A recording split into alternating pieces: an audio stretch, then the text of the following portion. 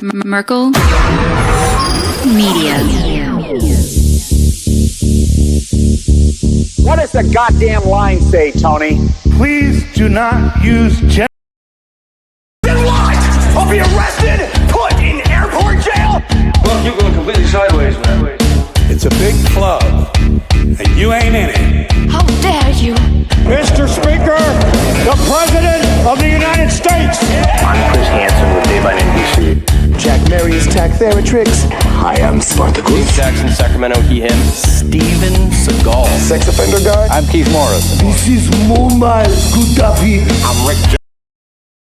Sorting through the lies. The hijacker's passport was found blind. If you can believe that. We cannot track $2.3 trillion. And uncovering the centuries-long plan for world domination. Learning about Cuba, having some food. Let's talk about In a Turkish prison. Swangles and we're locked down. I have sent 6 of my Libyan missiles to blow up the Sears hardware department. Nothing could be more fun than jumping off a cliff with 2 German bisexuals. Oh, you English are so superior, aren't you? Thank you, comrade. And now, Macroaggressions. That's what assholes call it. With your host, Buddy, I don't know who you are, but you're about to get chlamydia. Charlie Robinson. Hey, Whitey, where's your hat? You want to drop the blame on Charlie and say it's all Charlie's fault. He was a retard. I get some goddamn diuretic.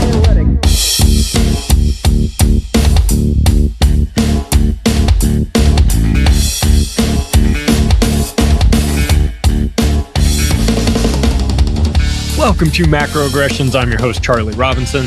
If you are watching us on Rockfin, Odyssey, Band.video, Vigilante.tv, or you're listening wherever podcasts are served, thanks a million. We appreciate your amazing support. If you want to connect with me, the website is theoctopusofglobalcontrol.com. You can follow me on Twitter at Macroaggression. Hey, are you looking to get out of wherever you are the first week of February and head to Mexico where it's going to be 80 degrees and beautiful? Well, I have an opportunity for you if you are interested in coming to Anarchapulco 2023. I got a discount promo code for you, Macro. If you want to go to anarchapulco.com and buy tickets to it, I'll save you some money on it. You might as well take that. You're going to need it. You're going to be spending it on drinks there in the sun.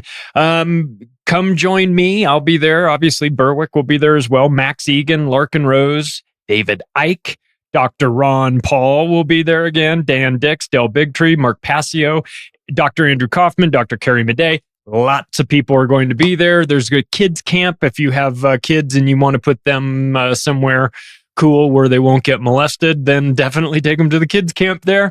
There's all kinds of programs going. Unschooling, homeschooling, crypto stages, health and wellness, understanding about anarchy. And, look, you're in Mexico, so there's worse places to be. If you're interested, February 6th through the 10th, 2023, Anarchapulco. The link is going to be in the description, so you don't have to try to spell Anarchapulco on your own. Also, thank you to our sponsors. We appreciate them.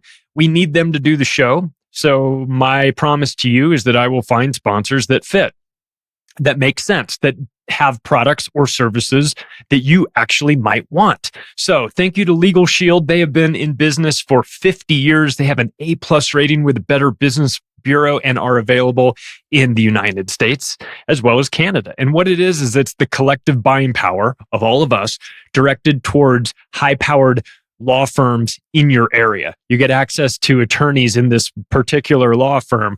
The attorneys you'll be working with have an average of 22 years of experience. So you're not getting some dummy straight out of law school. You're getting experienced attorneys. And what they can do for you is a variety of things. First of all, the service from Legal Shield costs $1 a day. Okay. You are asking for trouble to go through life and not have access to an attorney. I don't need to tell most of you this. You understand this, that it's the playing field is not level. They say to us, equal justice under the law, but nobody really believes that because they know that the better your attorney is, the higher the frequency of things going your direction. So if you've got somebody at your work is asking you to sign some contract that you do not understand that has to do with maybe, I don't know, new medical restrictions or things like that due to what we've gone through the last 2 years, or maybe maybe you're having problems with a company and you want to fire off a letter from your attorney, but you don't actually have an attorney. Well, guess what? You do now. If you need legal documents, if you need power of attorneys, wills, medical directives, financial directives, all of these things you got to have. Okay. As an adult, as you know, you need these things. Nobody wants them. Nobody wants to go pay for them. Of course, you don't want to think about, I need to get my will together in case I die. Well, look, here's the downside of not doing that. The state gets involved. And what did I just say? I'm going to speak at an anarchist convention. So anytime the state is removed from the equation, things get a lot better. So do this. If you have a will, but you haven't updated it in a while, or you don't have one at all, and you think that you might need these documents, do this. Just go to the website landing page that we created specifically for macroaggressions. It's www.don'tgetpushedaround.com, and just take a look and see what you think. They have a variety of other packages as well. They have one for small businesses. If you run a small business and you need a lawyer, well, look, guess what? You can sign on for that. They have ID Shield, which is credit monitoring, reputation management, password manager. Look, there's all kinds of things that you can use this service for. I beg you to use this for good and not evil. I don't want you guys signing up for this, getting in touch with your new attorney and firing off letters to all the people that you don't like. Look, only if somebody is really messing with you. That's why we picked the name don'tgetpushedaround.com. Okay. Just if you feel like you're getting pushed around, you feel like you maybe are unclear about what your rights are. Maybe you just got a speeding ticket and you're about to pay it, but you're not really sure. I wasn't really speeding. Talk to these people first. My goodness. We're not lawyers. I'm not a lawyer. You're probably not a lawyer. Words mean different things legally than they mean to us in everyday conversation. One word in a contract can make all the difference. So if you are about to sign a contract, never sign a contract from this point forward until you send it over to your attorney. So if it's right for you, go ahead and pull the trigger. Otherwise, just take a look. Don'tgetpushedaround.com is the website. And also thank you to our sponsor, Solar Power Lifestyle. They're a small veteran-owned business here in America. They sell all kinds of solar powered gadgets. They've got them all. They love this show. They listen to this show. That's how we got in touch with them. It's a great fit. I think it's something you should at least check out if you are interested in getting a backup power system or something portable. Maybe you're in a van driving cross country and you need portable solar. Maybe you want to put a whole system on your house. If you're so inclined, you can do that. They offer that. They have financing available for that. So free shipping on all products, 30-day price match guarantee. They'll give you a discount on your purchase if you use the promo code macro. So do this. Just check it out. If you're in the market for something solar related, might as well shop with people that support us and think like us and like the same things that we like. And, it seems like a good fit to me. So solarpowerlifestyle.com is the website. All of the links will be in the show notes, so I don't expect you to be writing it down while you're driving around. Well, I don't even know what triggered me to go down this path for this particular topic. Well, yeah, I guess I do. I guess I know what finally put me over the top. I've been wanting to do an episode about California for a while. I lived in California for 35 years, and I am, I think, as qualified as anybody to speak about the good things and bad things of the state of California in general. But that's not exactly what this episode is about.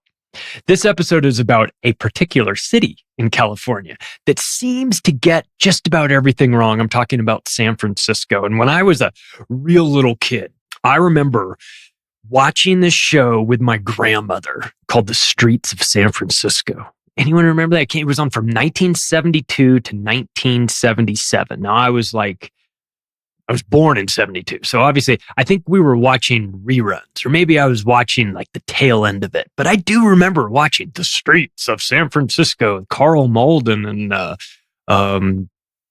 Michael Douglas. Yeah, Michael Douglas, a young Michael Douglas was in it. They were cops, and they're solving crimes in San Francisco. And I don't know, I don't remember any of the plots of it, but I do remember the show. And as somebody that grew up in California, lived there for a long, long, long time, I love the state.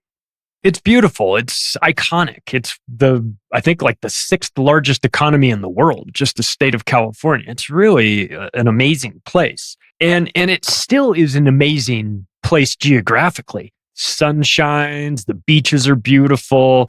The San Diego is voted like best weather in the country year in and year out. You've got San Diego and Orange County and Los Angeles. Santa Barbara's beautiful and wine country. San Francisco has its charm, or at least it used to. You've got redwoods. There's a lot going on.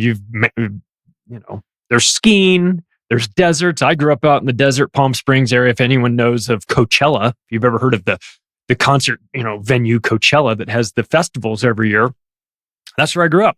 I grew up in the Coachella Valley. I grew up down the street from there before we had any concerts.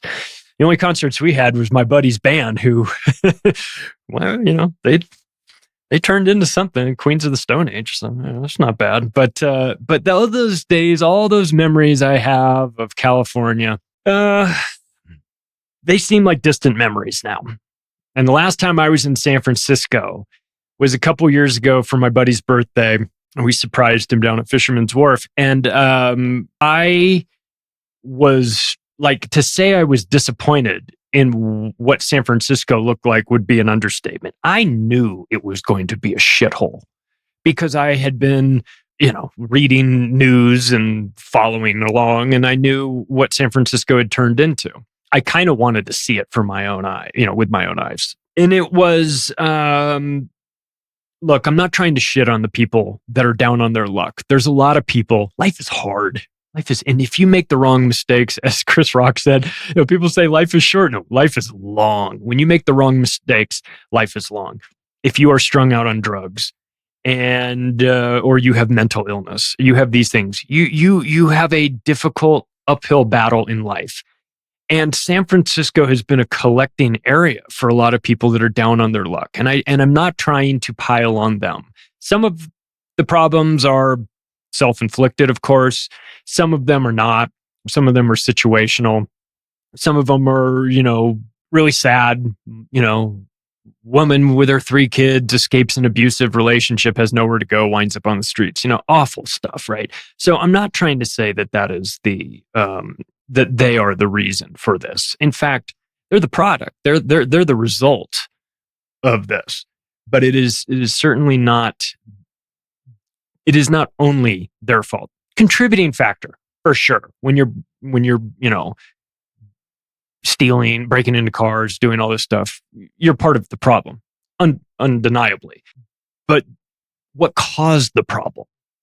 And when it comes to California in general, but San Francisco in particular, the problems are self-inflicted, which I think you could maybe take as a good news, bad news situation.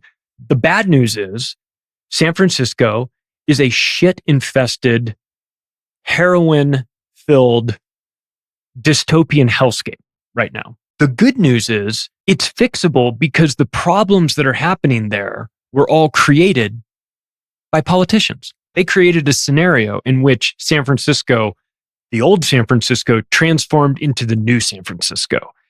And if it can change one way, then it can change back, at least theoretically. But I want to talk about some of the problems that San Francisco is having, and not just, to escape from mere generalizations. I want to direct your attention to a group that is destroying the city. And that is the San Francisco Board of Supervisors.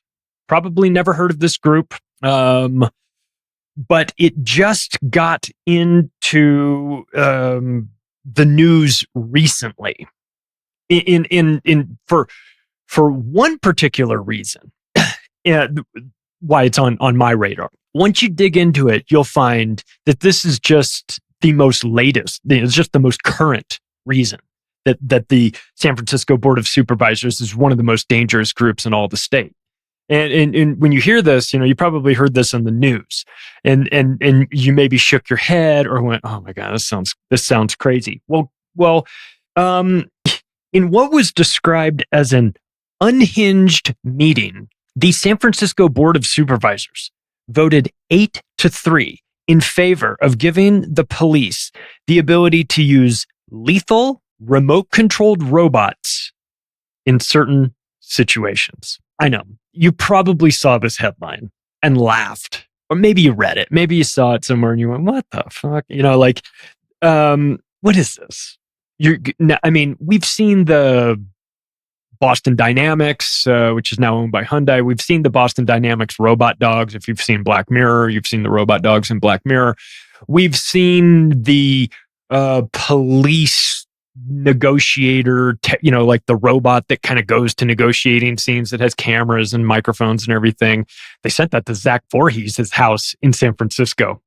When he blew the whistle on Google, Google called the police and said he was suicidal and was thinking of killing everybody. So they sent the police fucking robot to his house. He was not suicidal. Anyway, so they have voted unanimously in favor of authorizing remote-controlled robots to use lethal force in certain situations. And I'm going to get into the details of this.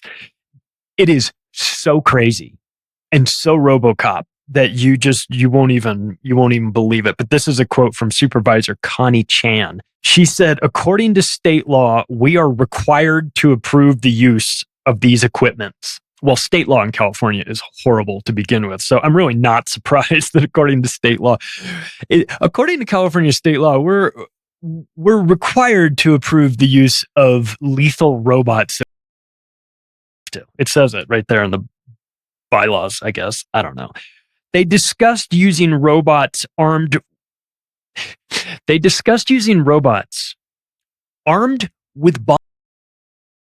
with suicide bombers. And if there's an interview,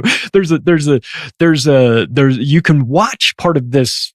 There's a video of this process of the debate and the meeting, and they're talking about it and they're discussing it. And there's this one guy who is he's like all of us. He is beside himself with anger and frustration. And he's like, let me get this straight. You have a suicide bomber situation, right? A guy who's threatening to blow himself up with a bomb. And you want to send a robot with a bomb to blow him up first. Am I hearing this correctly? And everyone's like, yeah, that's right. And he's like, am I having an out-of-body experience here? What is going on? You're going to send a robot with a bomb. You're worried about a guy with a bomb he might set off this bomb and hurt people.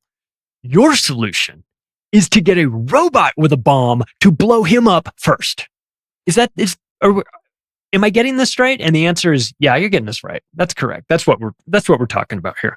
So they said that any criticism of this decision is, quote, anti-police, because everybody knows the police can be trusted with robot bombs and things like that. I mean, it always works so well when the police get involved. They never accidentally shoot people. They never immediately shoot all the dogs when they show up at a situation. So piggybacking off of this deflection, talking any criticism of this is anti-police. No, any criticism of this is logic and common sense, and anti-police doesn't have anything to do with it. I hate the police. I don't like cops. I don't like cop mentality. I don't like the way they think. I don't like the way they act. I don't like the way they protect themselves. I don't like them. So you're going to have to come up with another disparaging description besides anti-police to call me, because I take that as a compliment. I don't give a shit. You put anti-police on my business card if you'd like. I don't care. I don't consider it to be a negative thing. But she said, quote, I don't want San Francisco to pioneer the restriction on the deadly force used by a robotic implement. That was said by a San Francisco Board of Supervisor member. Now, I want you to envision the San Francisco Board of Supervisors. This board, there are 11 of them. They are all pronoun people, every one of them. There's NIMBYs in there. There's they, thems. I'm sure there's at least a couple cake genders. After lunch, that one of them is a cake gender after lunch. Maybe it's before lunch. Are you cake gender while you're hungry or after you've had dessert? I don't know. I'll have to get back to you guys on that. But they described the San Francisco Board of Supervisors, the members, has described San Francisco as a soft target. They said, we're a soft target. And unless we get this technology, we're going to have real problems. And this person said, I don't want to be the one. I don't want San Francisco to be the first city to say no to this. We need this. And everyone with a functioning brain is like, this is crazy. We've all seen RoboCop, directed by Paul Verhoeven. Remember RoboCop? RoboCop goes, I'm going to get to that in a second. I met Paul Verhoeven, actually. I got into a car accident with him. And he couldn't have been nicer, right? This was in Santa Monica back in mid-90s. He gave me his insurance card. I go, Paul Verhoeven. I go, you like the director? He goes, oh, yeah. I go, oh. Well, I go, thank God you weren't driving a Ferrari. He goes, oh, these things happen. They happen. It's fine. He couldn't have been nicer. But he directed RoboCop. RoboCop was supposed to be a comedy. It wasn't funny. It's changed. They have to move it from science fiction to like documentary after this. So they describe San Francisco as a soft target. Maybe you wouldn't be such a soft target if everyone wasn't passed out from fentanyl on the sidewalk. They announced that people are trying to kill them. The San Francisco Board of Supervisors said that people are trying to kill them. They invoked January 6th during this meeting. They invoked Mandalay Bay for some reason. They talked about how if this person had a bomb, like the guy that I mentioned that went like apoplectic was like out of his mind, like, you want to use a bomb to blow up a bomber? The scenario was, he said, you want to use a bomb to blow up a hotel because there's a guy in a hotel that's got a bomb? You want to blow up the whole hotel? And they're like, that's right. I mean, it's crazy. That's San Francisco for you. The 1033 program makes this possible, which is the program that the federal government put up to recycle military equipment back into local police forces at no cost, just the charge of shipping and handling. What does shipping and handling cost on a robot strapped with bombs? How much is the shipping and handling on that? But back to RoboCop, because RoboCop was a movie that came out in the late 80s. And it's society, this is the plot. Society is on the brink of collapse, like just in your head, mental checklist. See if any of these things, I don't know, sound like maybe today. Society is on a brink of collapse socially. It's on the brink of collapse financially. There's overwhelming crime. So they grant a mega corporation, Omni Consumer Products, the ability to privatize the police force in order to get the bad guys. So they build this RoboCop, which is like, the cop dies. It's a long story. You can watch the movie. You probably have seen the movie. But the point of the movie is that you don't want to trust the robots with guns, because sometimes the robots go off course and murder everybody in the boardroom, which happens, which is maybe the reason why San Francisco, I don't know, the Board of Supervisors think that people are trying to kill them. I got news for you. The robot's definitely going to kill you, like immediately. So anyway, this is what sort of jumped onto my radar. I'm like, whose dumb idea is this? And I look and I go, oh, it's the Board of Supervisors of Sanford. It's these dipshits again? Of course it is. Why am I not surprised? So I want to talk about a little bit about who this group is and why they're so bad at, I don't know, everything. So this is the same, the same group enabled the police, the local police in San Francisco, the ability, they enabled them to get live access to private security cameras around the city, corporations, Ring cameras, and all that. They enabled the police to tap into that without any realistic scenarios on how that was going to stop or prevent or mitigate crime at all. They simply did not have an answer as to how that was going to help.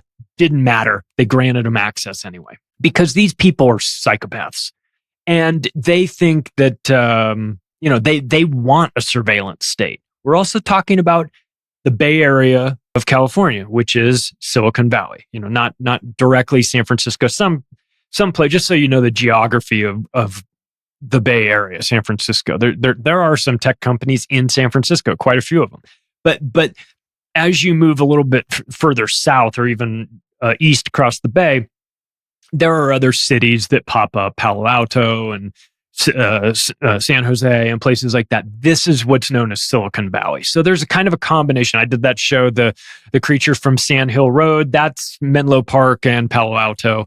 That whole general area is described as Silicon Valley. I'm not exactly sure what cities constitute that, but Mountain View, Menlo Park, Palo Alto, San Jose, San Francisco, maybe parts of, I don't know, Oakland, maybe not. But anyway, it's the San Francisco Bay Area. And so, but in that region, that city of San Francisco, which is sort of up like on a peninsula all on its own, surrounded on three sides by water, there's nowhere to go. The San Francisco Board of Supervisors runs things there. Okay. They're the group that you need to infiltrate. And if you want to make changes. So when George Soros goes and decides that he wants to destroy a city from the inside, he would finance these people.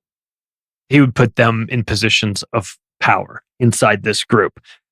So who else was a member? Who's a member of the San Francisco Board of Supervisors? Most of the names you won't recognize. There's one that you will. Well, there's a couple that you will. We'll get to all of them. You guys know Scott Wiener? You ever hear of Scott Wiener? Oh, Scott Wiener is a peach. Let me tell you. He is a member of the San Francisco Board of Supervisors, of course. He wanted to offer drag as part of the kindergarten through 12th grade curriculum in California. I'm not kidding, and I'm not making that up. He pushed to have what he described as Drag Queen 101 as part of the curriculum. Meaning mandatory that you have to watch Drag Queen 101 or participate in this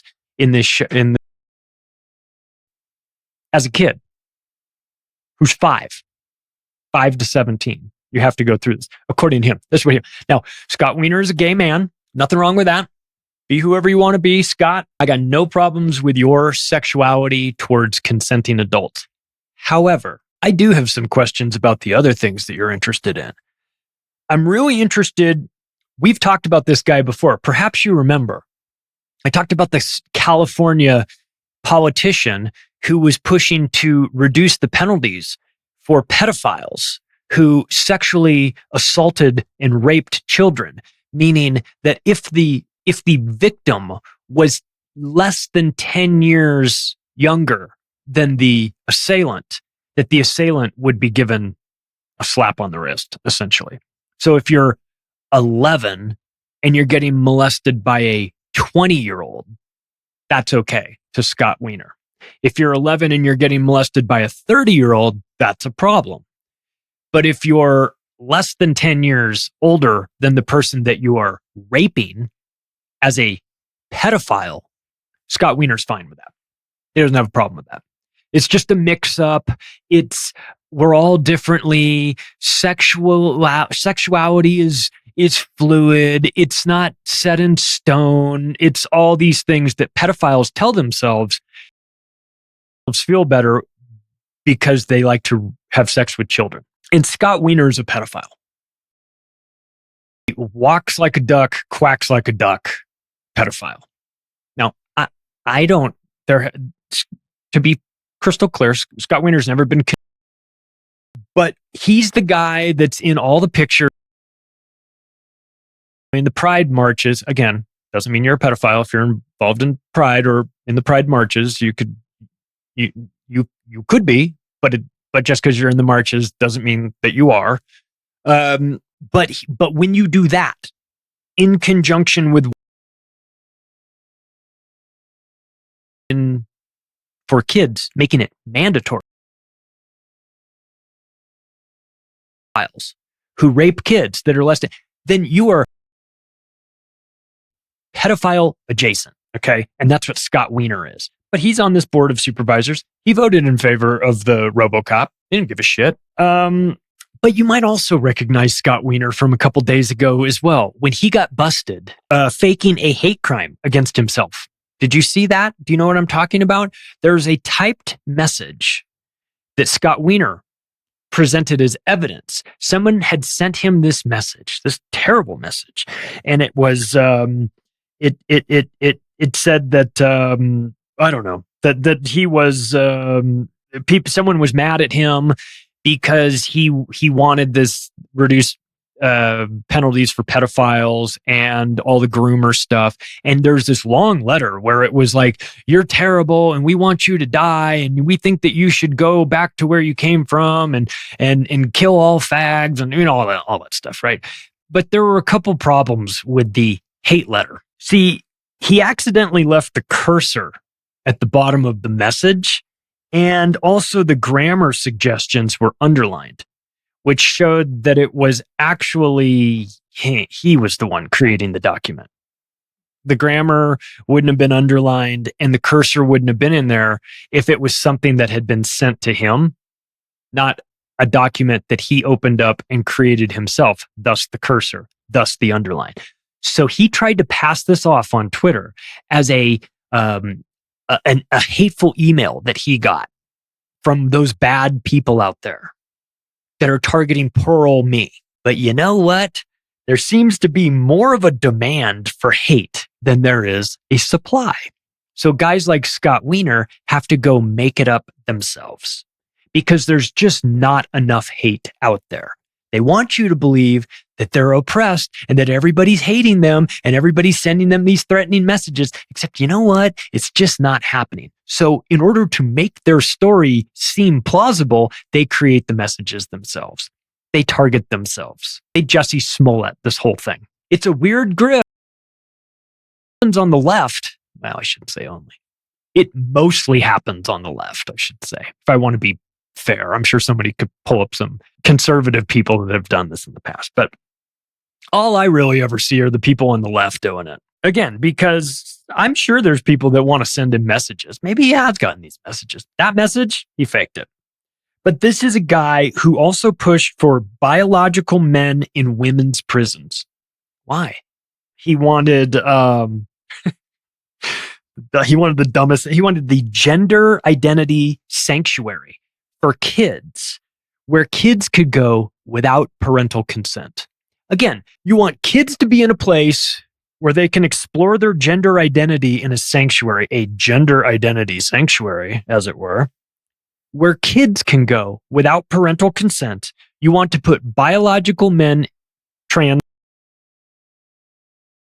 You want Drag Queen 101 as part of the curriculum from kindergarten through 12th grade. You voted in favor of RoboCop, and you want to tell me you're not a pedophile? You're doing all the things. You're advocating for them. Again, maybe you're just representing your constituents. But this is what you get. This is the mentality. So when you read that document, you go, these people agreed to arm robots? What kind of morons would vote for this? Scott Wiener. That's who. You know him. You know him now. You didn't already. That's who would vote for this. But I want to get into, I like numbers. I want to get into some of the numbers. I want to get into some of the statistics behind San Francisco. Approval ratings, disapproval ratings. And I get, okay, polls, we can make of them whatever you want. But I don't think most people really care about polls all that much unless they're very mad. If they're mad, then maybe they'll make their voice heard. But if they're indifferent, it's kind of whatever. So again, we can take these polls and you can make of them what you want. But these are the numbers that I discovered when researching for this. San Francisco public school system, 69% disapproval. Gee, I wonder why that is. You're busy trying to make drag queen story hour mandatory. I wonder why 7 out of 10 people are disapproving of this. San Francisco Police Department, 59% disapproval. That's probably the best you're going to get too. By the way, when I get done with all of these, statistically speaking, 59% disapproval rate for the police department. You guys are winning this race. Wait till I get to the other ones. San Francisco Board of Supervisors, this band of retards, 77% disapproval. That means that 7 out of every 9 people that they interviewed said those people are doing a bad job. That's a lot of people. 77% is really high, almost as high as the people working in there. Mayor London Breed, 64% disapproval rate. Former district attorney Chesa Bowden, 73% disapproval rate. But Chesa Bowden's no longer there. Remember this piece of shit? Remember this George Soros finance with Bill Ayers and Bernadette Dohrn as his parents, who were actual convicted his parents, Chesa Bowden's parents, went to prison forever for murdering a Brinks armored car guard during a bank robbery, during the robbery of this truck, which classifies as a bank robbery. They murdered a guy. Okay, Chesa Bowden's parents did. They went to prison for a long, long time. His mom just got out. His dad's still in prison. When this happened, Chesa was a baby. He was adopted by two actual terrorists. And Bill Ayers. So this guy was raised by actual terrorists. He was then financed by George Soros, who is the leader of the terrorists, installed as the San Francisco district attorney. And he is the one who put Proposition 47 into play, which prevents police from stopping anyone stealing less than $950 worth of items. So again, like I said, San Francisco's a shithole. It's a measurable observation. It's not my opinion. There's literally shit on the sidewalks everywhere, and it's being done intentionally because the people that are being installed in there are putting ideas in place that make no sense. That if you decriminalize stealing anything less than $950, you know what you're going to get? A lot of stealing. You don't have to have a PhD in political science to understand this, or have a deep understanding of criminal mentality. You just have to be a human being, which these people may not be. I mean, Chesa Bowden is as close to being.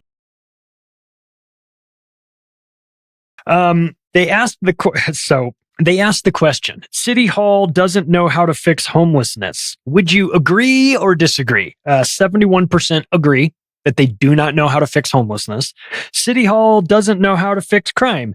63% agree. So the government, who is in charge of making society work in this crazy world that we live in, is run by the worst people that have the dumbest ideas, financed by one of the on the planet, destroys the city with crime and homelessness to the point where everybody knows that this group is responsible for it. And yet people keep voting them in. For those of you that are you're not from America, or you're not really sure what San Francisco is, you've heard of it and everything.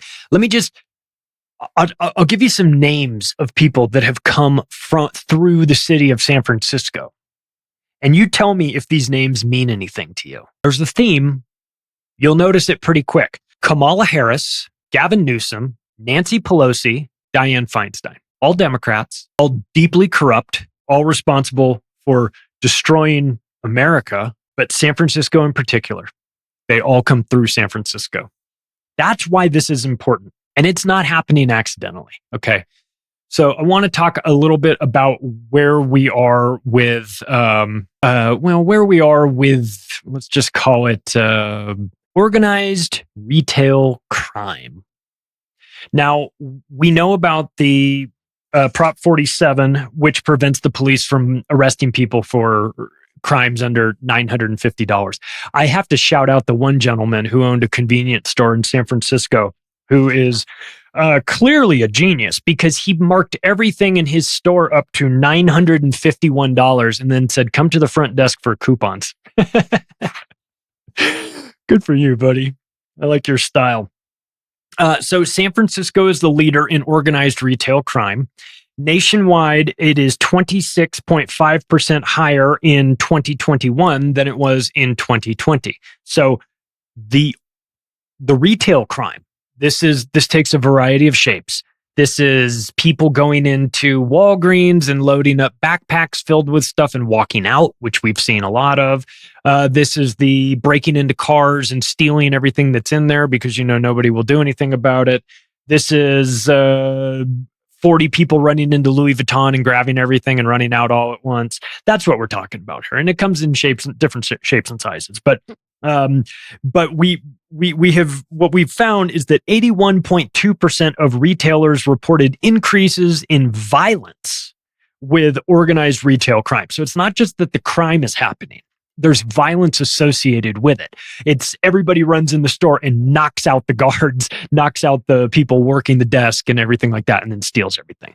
So it's beyond just traditional shoplifting. It has now evolved into, well, at least 81.2% of retailers are saying it's evolved into violence now.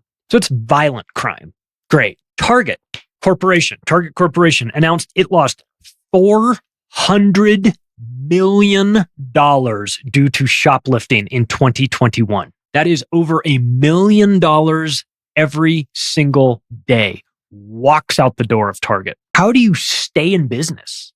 Like, you bring in new CEOs to button up things and make, I want to change this. Let's maybe push this. Let's do some, it's different accounting. Let's do something. We got to save some money. I got to save these jobs and everything. And you look at the books, I got to do something to help this. And then you look at this item in your quarterly statements and you go, we losing $1 million a day from shoplifting? Is that right? And they go, yeah. Well, I'm going to plug that hole immediately. We'll just put armed guards at every place. I mean, what's an armed guard at each door cost? Certainly, for all of our stores, certainly is going to cost less than $400 million. The theft inside of Target Corporation has increased 50% year over year. So it's not slowing down. It's not high school kids stealing Gatorades. It's none of that. It's organized retail crime. And Target is getting destroyed by it. They closed their stores in San Francisco at 6:00. Now, you know why? Couldn't keep them open at night. Too many people were just coming in and looting the place. Can't call the police. The police will not show up. Prop 49 says they can't show up. They can't do anything if they did show up. So the cops don't care. Why should you? That's the message. These people are stealing right out of this store. Somebody do something. Officer, do something. Officer goes, I can't. Not, maybe the cop would do something, maybe he wouldn't, but they can't. They're not allowed to. You're not allowed to. As a shop owner, if you take a baseball bat to that guy's head as he's walking out with his backpack filled with stuff, you'll go to prison. He won't. He'll own the store probably after that. He'll sue you for violating his civil rights because he had the right to steal everything that he wanted from your store that you busted your ass to make happen. Walgreens closed all 17 stores in San Francisco. They just closed them. They just said, we're not playing this anymore. This is crazy. CVS closed all their San Francisco stores because 8% of all the theft that was happening company-wide at CVS. CVS, for those that don't live in America, it's a retail drugstore. They're everywhere. There might be, I don't even know. I live in Denver. There might be 50 of them in Denver, right? They're everywhere. They're little, they're on the, you go in, you get their medicine, their prescriptions. You get your prescriptions filled there. You get, soap and shampoo and all that stuff. It's a convenience store. It's not, there's some food, you can get some minor electronic type things, but whatever. CVS just goes, they said, of all of the theft that happens company-wide of all of our thousands of stores, 8% of it comes from just 12 locations in San Francisco. So they go, we'll just solve that problem. We'll just close all of our San Francisco stores.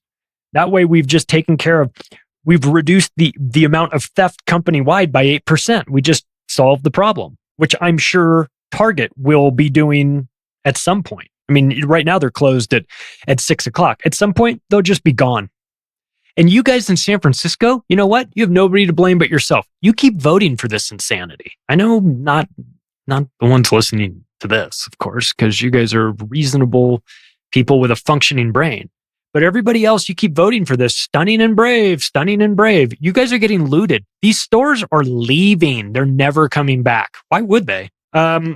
Rite Aid in New York City, considering making the entire store a vending machine and putting everything behind plexiglass. Their words. Portland's recently here in America, there was a story that made national headlines. I don't know why this one necessarily made national headlines as opposed to some of the other ones, because you really could just throw a piece of human shit on the streets of Portland and hit a building or a company that's just recently gone out of business. But in Portland, a store closed and made national headlines after being broken into 15 times. The insurance stopped paying after the third break-in. The lady finally just said, "I'm closing up the store." She put a note on typed up a letter and taped it to the front of the door and said, "We're done. We're out of here. We've been broken into 15 times. Insurance isn't making us whole. We can't do this anymore. You fucking savages out there are breaking in cars in San Francisco. Will just leave the back hatch. If you're like a minivan or something, they'll just leave the back hatch open. Now, I don't mean unlocked. I mean opened up, wide open, so that the people in San Francisco that want to steal the shit out of their cars, just please don't break my windows. I'll leave the hatch open. You can rummage around in my car, take a dump in the passenger seat. I don't care. Just please don't break my window. I'm tired of replacing my goddamn window." Think of how that gets normalized. And frankly, listen, I'm not even criticizing the people that do this with their car. It comes from experience. They shouldn't have to. I want to be clear about that. Should never have to live in a situation where this is actually happening. But if you do live in San Francisco, and let's say you can't leave and you have a car and you have to deal with this stuff, and you've had your car broken into 14 times this year, you get to a point where you go, "I'm tired of buying new windows. I'm just going to leave it unlocked. I'm not going to leave anything in there, but I'll leave it unlocked and open, like as a sign, like, you want it, you can go in there. Just please don't break my windows anymore."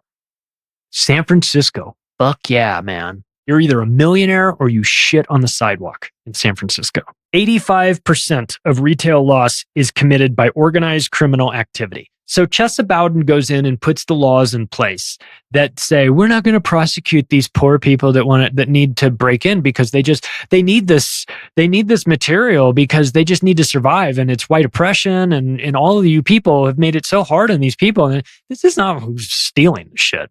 85% of the theft that's happening is organized crime, gangs, people that are taking this stuff and then selling it elsewhere. This isn't a mother with 4 kids who's down on her luck and is stealing baby formula.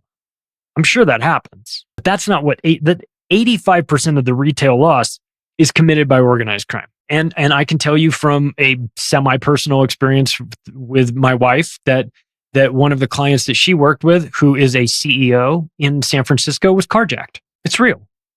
This is really happening. So let's talk about the overall health of the city. I mean, San Francisco is a mess, both figuratively and literally. It's a mess. Snapcrap is the poop app that requests that the Public Works Division clean up human shit in San Francisco. They made an app. You have that app on your phone. You open up the app, which opens up your camera.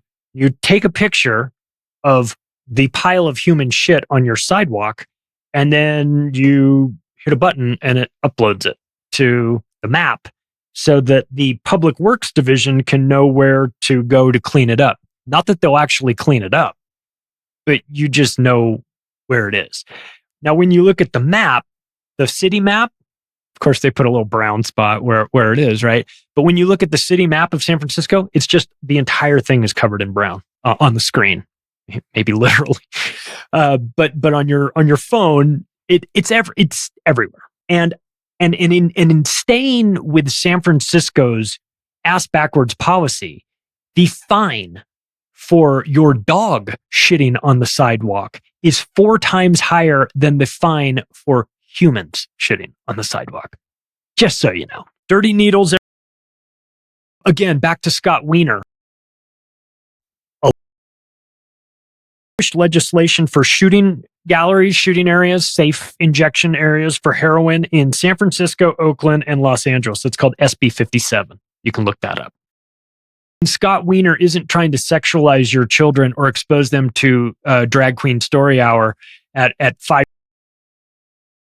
that you can shoot heroin wherever you want because values, and we love our city. Now, again, I'm not, there's a million reasons why people get hooked up on drugs. I'm not trying to shit on people that get hooked up on drugs. It's a trap. Those that have escaped the trap know that. Credit to you for escaping that. A lot of people don't, though. And there's no easy answer on the drug situation. But I tell you, when Scott Wiener is suggesting solutions for it, automatically I'm against it. So whatever he wants, I'm not interested in. But there are dirty heroin needles everywhere. They're just everywhere. So I don't know. Maybe come up with a different plan. This plan, it doesn't seem to be working very well. Unless the plan, of course, is to destroy the city, which it very well may be. 711 people in San Francisco died of overdoses in 2020. 640 more died of overdoses in 2021. So that's a problem. There's a rampant, that's just what gets reported. But this whole city has become, it used to be, you have tech, you have a rampant sports industry. San Francisco, you've got San Francisco Giants, you've got the 49ers are there. You've got Golden State Warriors across the bay, actually they're in San Francisco now, but used to be in Oakland A's and everything. Oakland Raiders, they're all leaving. Oakland Raiders left, moved to Vegas. Oakland A's are right behind them. They're about to move. So this area is not healthy. And a lot of people are getting the fuck out of there. Now, again, this is the home of Paul Pelosi. Mr. Stop Hammer Time. Paul Pelosi is involved in this nonsense too. Just helping a friend out, I'm sure. Between March of 2020, pandemic time, and September of 2021, the rate of people leaving San Francisco increased by 21%. I'm a little surprised it's not higher than that. I think for a lot of people, those that could leave left. It's easier said than done, though. If you're a family and you've got kids in school, that's a pain in the ass to pack up and move across country, move somewhere else. It's a pain. But when COVID hit and remote work started to become more of a thing, reasonable thing, people that were able to got the fuck out of San Francisco and never came back. That's why Gavin Newsom is the U-Haul salesperson of the year. San Francisco has more home buyers looking to leave than any city in the country. I work in real estate. We love it. I run a real estate brokerage in Las Vegas. If anyone looking to buy or sell a house in Las Vegas, let me know. Who really likes buying houses in Las Vegas? People that are leaving San Francisco because it's a third of the price and there's none of this bullshit. There is gambling at the grocery stores, though, which may be worse than heroin, depending on your level of addiction. So, more than half of the residents living in San Francisco Bay Area say they are considering moving out of the area permanently. 56% say they're considering it. Again, a lot of factors that make you go from considering it to actually doing it. And those that could make that move easily, a lot of them did. But there's plenty of reasons for this. You've got housing prices. Housing prices in San Francisco are insane. They don't make any sense. I mean, they make sense from a supply and demand standpoint, that there's, you're sort of out on a peninsula and there's limited supply. The demand is because of the tech industry, but you quite literally walk out of your building where you've got a $3 million condo and you walk out onto the sidewalk and there's 30 people sleeping there if they're not just actively injecting each other with vaccines or whatever it is they're doing. You know what I mean? Home prices are insane. Laws aren't enforced.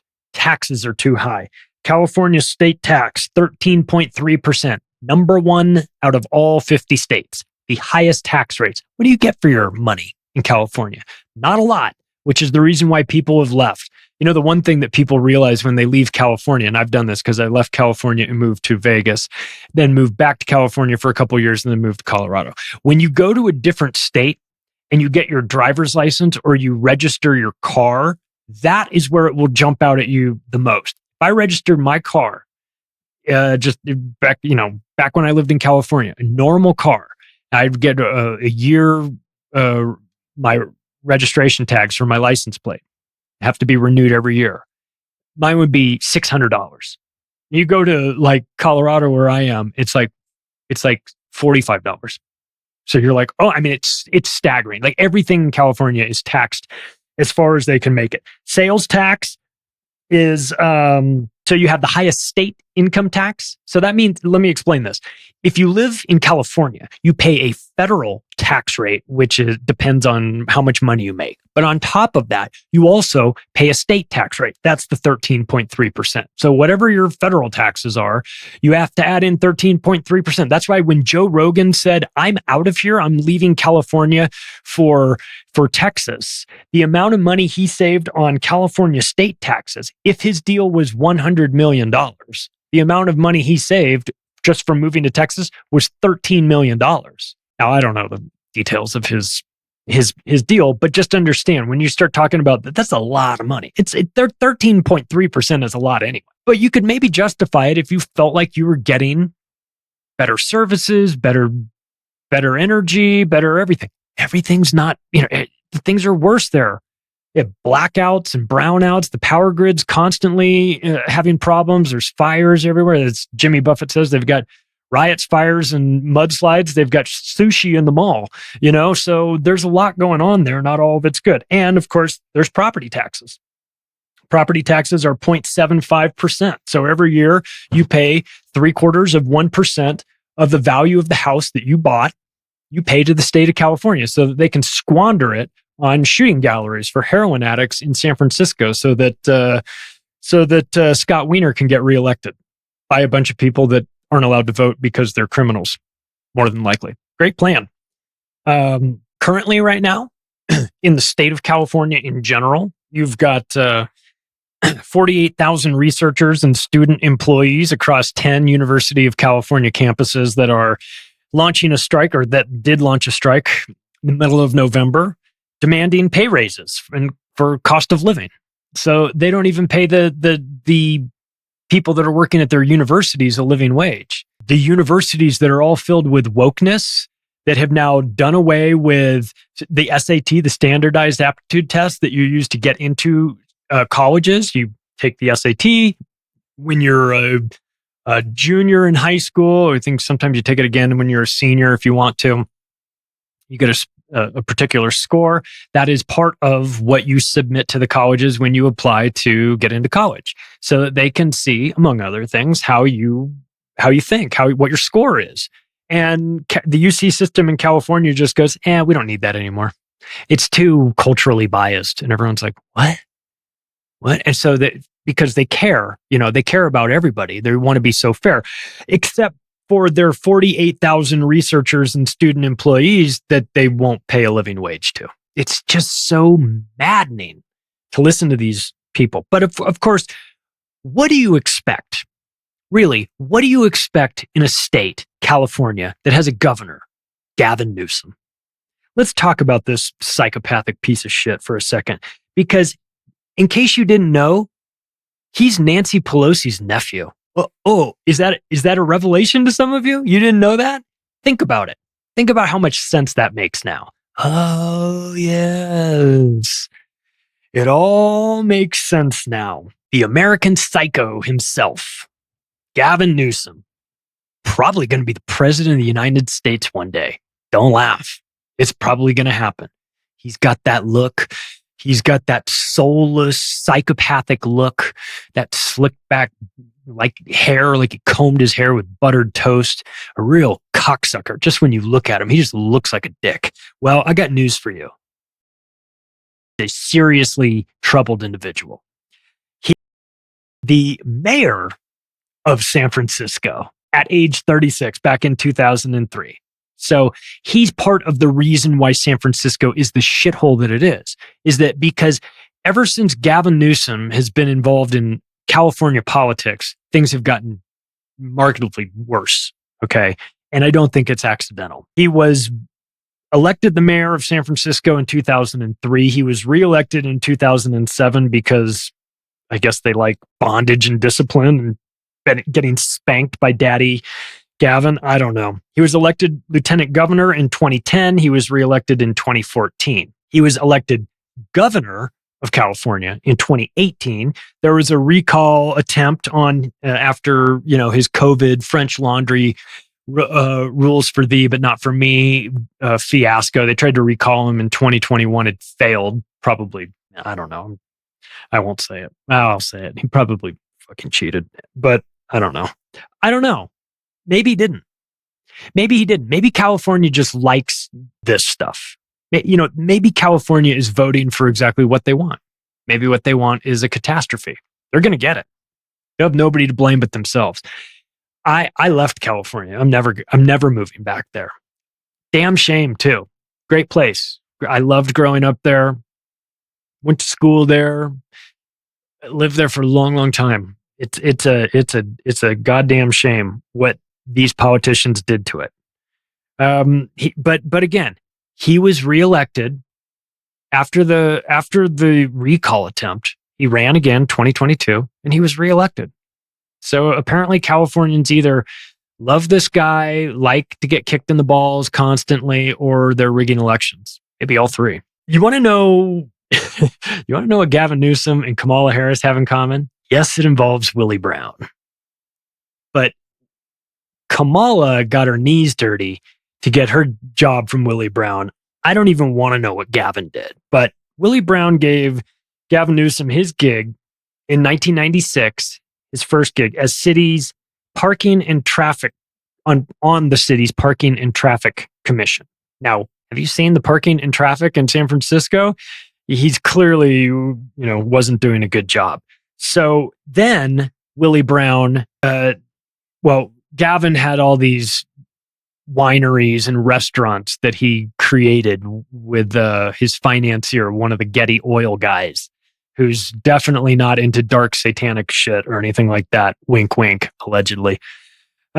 Use that money to create these restaurants, wineries, and things like that, and then would throw campaign parties for Willie Brown at his places. And so Willie Brown then appointed Gavin to fill a vacancy on the, wait for it, San Francisco Board of Supervisors, right where we started this whole thing, the group that voted to approve RoboCop and all this stuff. Gavin Newsom was appointed to the board to fill a vacancy. There's a vacancy, and Willie Brown goes, I got a perfect guy for you.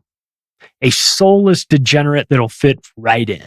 Gavin Newsom, welcome to the San Francisco Board of Supervisors. Have a seat. He was installed first. He was appointed, meaning it wasn't voted on. But don't worry, because he then was elected to the board in 98, 2000, 2002. Did I mention that Gavin Newsom's wife fucked Harvey Weinstein for an acting role and then had to testify that he had a dick? Must have slipped my mind. Anyway, we're gonna end it on this one because I quite literally don't want to go on much further talking about this. It's very sad and depressing. I loved California. It's a goddamn shame what these people did to it. But Gavin Newsom has really outdone himself this time around. You guys have seen this in the news lately. It's so preposterous and silly that it sounds like they're making it up. But if there's one thing I can assure you about California politicians, they don't have a sense of humor. Okay? They wouldn't recognize how funny this is. It has to be serious. Gavin Newsom has now proposed what I would describe as the craziest idea of all time: reparations. Gavin Newsom wants to pay reparations to the Black community for slavery that happened 175 years ago in a state, California, that didn't have slaves. And he doesn't want to just give them a $100 gift card to Target. Not that you would need. I mean, from what I hear, Target's just open for the stealing. He's not talking about, I'm going to give them free college at my UC system. I'm not going to, although let's not give them any ideas. I'm not going to do this. I'm not going to give them these little things. No. The proposal that Gavin Newsom has is to pay people. Are you ready for this? Sit down. This is how much he wants to pay each person. 2.5 million people out there. Okay. He wants to get 2.5 million people together, the Black community inside California.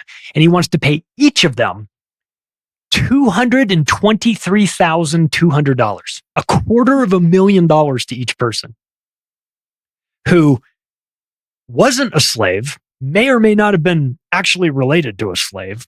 Slavery happened almost 2 centuries ago by me or anybody living in California. It didn't happen to any of the people living in California, but none of that shit matters. This will cost the state of $569 billion. Wants to give away a little bit more than half a trillion.